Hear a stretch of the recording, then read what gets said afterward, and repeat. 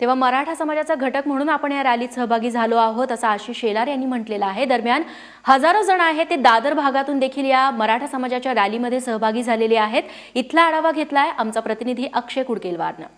मुंबईच्या सायन येथील सोमया ग्राउंड परिसरामधून ही bike rally निघालेली आहे आणि हजारो बाईक स्वार दुचाकी स्वार मराठा बांधव या संपूर्ण रॅलीमध्ये सहभागी झालेले आहे। आपल्या काही विशेष मागण्यासंदर्भात गेल्या अनेक दिवसांपासून आपण जर राज्यात बघितलं तर राज्यात ठिकठिकाणी अशा पद्धतीनं मराठा मूक मोर्चाचं आयोजन करण्यात आलं होतं आणि लाखोच्या संख्येनं मराठा बांधव या मोर्चामध्ये सहभागी झाले होते, रस्त्यावर उतरले होते या संपूर्ण मोर्चाच्या माध्यमातून।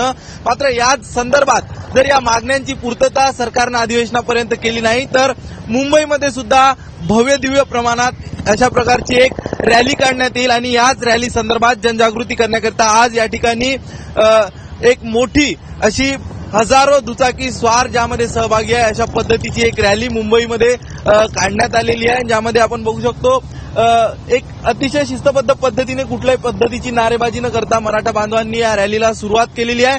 आणि ही जी दृश्य आपण बघू शकतो दादर परिसरातली दादर टीटी परिसरातली ही दृश्य आहे आणि या ठिकाणावर आता ही रॅली मुंबईच्या छत्रपती शिवाजी टर्मिनस परिसरामध्ये जाईल आणि ज्या ठिकाणी शिवरायांना एक मानवंदना दिली जाईल, शिवरायांना अभिवादन केलं जाईल आणि यानंतर पुन्हा जे मार्गावरनं ही रॅली परत येईल आणि या ठिकाणी जे मार्गावरनं परत आल्यानंतर ही रॅली मुंबईच्या लालबाग परिसरामध्ये या संपूर्ण बाईक रॅलीचं विसर्जन केलं जाईल।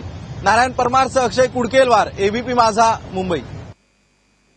तेव्हा पुढच्या तासाभरामध्ये ही मराठा समाजाची बाईक रॅली आहे, जनजागृती रॅली आहे, ती आता सीएसटी पर्यंत पोहोचणार आहे आणि तिथे या बाईक रॅलीची सांगता होईल।